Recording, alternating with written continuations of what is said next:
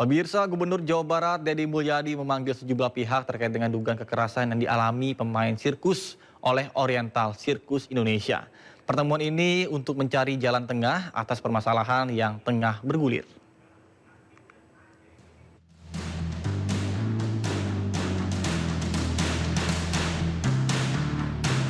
Para pihak yang dipanggil yakni sejumlah korban, pengurus Oriental Circus Indonesia atau OCI, manajemen Taman Safari, pemerintah Kabupaten Bogor, serta Kapolres Bogor. Pemanggilan dilakukan untuk membahas masalah kekerasan yang diduga dialami para pemain sirkus di Oriental Circus Indonesia. Dalam pertemuan ini, Deddy Mulyadi meminta keterangan masing-masing pihak untuk mendapatkan solusi dan jalan tengah atas kasus ini. Deddy Mulyadi mengatakan masalah hukum terkait kasus kekerasan di OCI Taman Safari sudah dalam tahap SP3. Meski begitu, pihaknya tetap akan mencarikan solusi dan mempertemukan kembali pihak OCI dan para korban. Tetapi dari sisi personality, saya sudah ngajak mereka nanti Rabu depan, keluarga Taman Safari bertemu dengan mereka yang merasa hilang identitas dirinya, nggak tahu nama orang tuanya, mengalami penderitaan fisikis selama dia bekerja sebagai petugas sirkus atau pegawai sirkus atau artis sirkus di OCI, dan kemudian mereka tidak terdaftar sebagai karyawan. Sementara itu, meski mengaku tidak berkaitan dengan Oriental Circus Indonesia, manajemen Taman Safari akan mencoba membantu mencari solusi atas kasus ini. Pihaknya juga mengaku kasus dugaan kekerasan pemain sirkus berdampak pada trafik pengunjung di Taman Safari. Pihaknya juga sudah mengajukan surat ke Komnas HAM dan siap untuk dilakukan audit. Saya rasa hari ini cukup jelas bahwa tim OCI ini sebenarnya sudah memulai mediasi yang sebelumnya agak stuck seperti itu ya. Ya, saya harapkan dengan adanya Kang Deddy pada hari ini, ya tim pengacara hukum ex OCI dan juga korban-korban ini bisa bertemu di suatu titik tengah untuk menjadi solusi. Mungkin itu aja. Hingga kini dugaan kekerasan dan pelanggaran hak asasi manusia di Oriental Circus Indonesia masih dalam pemeriksaan sejumlah pihak terkait. Dari Depok, Jawa Barat, Iyung Rizky, iNews melaporkan. Lagi-lagi Gubernur Jawa Barat Deddy Mulyadi memberikan gebrakan baru. Deddy berencana mewajibkan KB pria atau vasektomi sebagai syarat penerima bantuan sosial di Jawa Barat.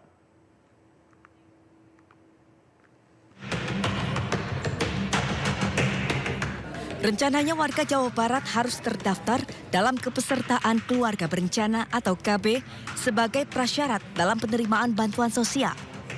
Nantinya ada beasiswa pendidikan hingga program bantuan sosial lainnya yang disalurkan oleh Pemprov Jabar. Usulan ini disampaikan oleh Gubernur Jawa Barat Deddy Mulyadi. Tujuannya supaya masyarakat dapat mengatur waktu kelahirannya sehingga dapat menekan angka kemiskinan di Jawa Barat. Deddy juga menegaskan prioritas KB dilakukan untuk pria, supaya suami ikut bertanggung jawab dan tidak hanya membebani sang istri. Maka para penerima bantuan sosial, apakah nanti bantuan biaya kelahiran, bantuan rumah sakit, bantuan listrik, bantuan pangan non tunai, bantuan perumahan, bantuan tanah, ya saya harap bantuan beasiswa untuk anaknya, saya harapkan yang laki-lakinya loh, saya harapkan suaminya atau ayahnya yang ber-KB sebagai bentuk tanda tanggung jawab terhadap diri dan keluarganya. Jangan terus-terusan dibebankan pada perempuan. Nantinya langkah ini diambil agar bantuan dari pemerintah, baik provinsi maupun pusat, bisa didistribusikan secara lebih merata. Dari Depok, Jawa Barat, Iyung Rizky, iNews melaporkan. Informasi lainnya pemirsa, gaduh ijazah palsu milik Joko Widodo terus bergulir. Didampingi tim kuasa hukumnya, Presiden ke-7 Republik Indonesia ini akhirnya melapor ke Polda Metro Jaya.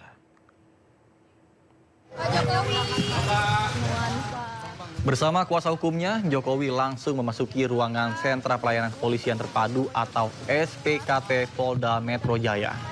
Jokowi sempat meninggalkan ruangan SPKT dan berpindah ke gedung lain di Polda Metro Jaya tanpa memberikan pernyataan apapun. Kemudian terkait dengan kasus tuduhan ijazah palsu Jokowi, sudah terdapat setidaknya ada 2 laporan masyarakat.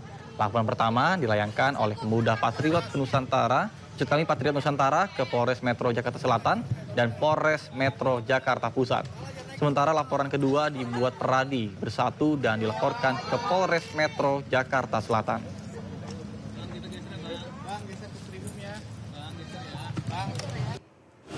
Tetapi memang perlu dibawa ke ranah hukum agar semuanya jelas dan gamblang. Ya, itu aja dari saya. Siapa aja yang dilaporkan hari ini, Pak? Siapa saja yang dilaporkan? Apakah sama dengan Nanti ditanyakan kepada tim kuasa hukum detailnya, ya. Pak, ini kan sebenarnya isunya udah lama, tapi kenapa akhirnya memutuskan Pak Jokowi untuk melapor langsung melaporkan? Ya dulu kan masih menjabat. Saya pikir sudah selesai. Ternyata masih berlarut-larut sehingga ya dibawa ke ranah hukum akan lebih baik sehingga sekali lagi nanti menjadi jelas dan gamblang. Tapi ini tadi Pak Jokowi merasa ini politis nggak, Pak? Tudingan soal ijazah palsu itu kan sudah lama. Merasa ini politis nggak? Ada unsur politis? Nggak tahu. Ya, Pak udah. Jokowi ini sampai turun gunung melaporkan, Pak? Nggak kuasa hukumnya aja, kenapa harus Apanya? sampai Pak Jokowi ikut turun melapor, Pak? Iya, delik aduan kan. Syarat memang harus saya sendiri datang. Ya. Setelah ini masih di Jakarta, ini diinformasikan akan memperlihatkan ijazahnya, Pak. Bapak Apanya? tadi memperlihatkan ijazahnya ya, Pak? Tadi memperlihatkan ijazah asli. Nanti ditanyakan detail kepada tim kuasa hukum. Ya. Pak di dalam tadi ada Pak. Apanya? Ya ditanya banyak. Tanya berapa pertanyaan tadi? 35. Iya. Langsung ada pemeriksaan. Melakukan digital forensik dan ada Bapak, Pak.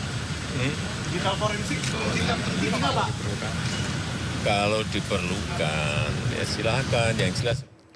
Kuasa hukum Jokowi menyebut salah satu yang dilaporkan Joko Widodo hari ini adalah Roy Suryo. Tim hukum juga menyebut semua bukti keabsahan ijazah sudah diberikan ke polisi.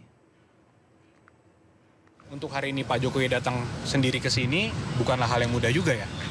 Tentunya sudah melewati pertimbangan yang sangat panjang dan sangat berat. Tapi kami melihat dan Pak Jokowi juga melihat bahwa ini harus dilakukan. Agar semuanya terang benderang. Agar kebenaran dapat terlihat dan agar nama baik Pak Jokowi dan nama baik rakyat Indonesia, ada 24 video ya, sekitar 24 objek yang kita sudah Pak Jokowi sudah laporkan juga, yaitu juga diduga dilakukan oleh beberapa pihak. Ya mungkin inisialnya kalau boleh saya sampaikan ada RS, kemudian ES, ada juga T, inisial T, ada inisial. Presiden ke-7 Republik Indonesia Joko Widodo melaporkan 5 orang terkait dengan tuduhan ijazah palsu, termasuk Roy Suryo. Laporan itu dilayangkan ke Polda Metro Jaya pada Rabu pagi.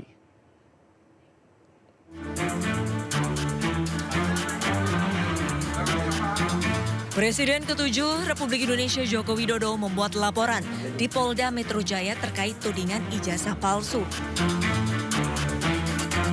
Total ada 5 terlapor dalam kasus ini, diantaranya mantan Menpora Roy Suryo, Dr. Tifauziah Tiasuma. Ahli digital forensik Rismon Sianipar, Wakil Ketua Tim Pembela Ulama dan Aktivis TPUA Rizal Fadilah, serta seseorang berinisial K. 5 orang ini dilaporkan karena dianggap membuat kegaduhan dengan tudingan ijazah palsu milik Joko Widodo. Tim Liputan iNews melaporkan. Sementara itu, pakar telematika Roy Suryo menyambut baik laporan Presiden ke-7 Republik Indonesia Joko Widodo atas dugaan ijazah palsu. Menurutnya langkah ini justru akan menguji kebenaran ijazah Jokowi ke hadapan publik. Kebetulan Joko Widodo memberikan laporan langsung di Polda Metro Jaya. Itu bagus. Berarti masuk tangkap. Berarti apa? Memang dia harus menunjukkan ijazahnya. Karena yang kita tuntut adalah ijazah yang disebut asli. Dan kalau nanti pemeriksaan itu ternyata di luar apa yang kita sajikan selama ini, ya kita siap adu data, adu kebenaran. Insya Allah apa yang sudah saya lakukan, Dr. Risman lakukan, Pak Rizal Fadilah, Sajada Pur lakukan, dan Dr. pertimbangkan itu kita tidak membawa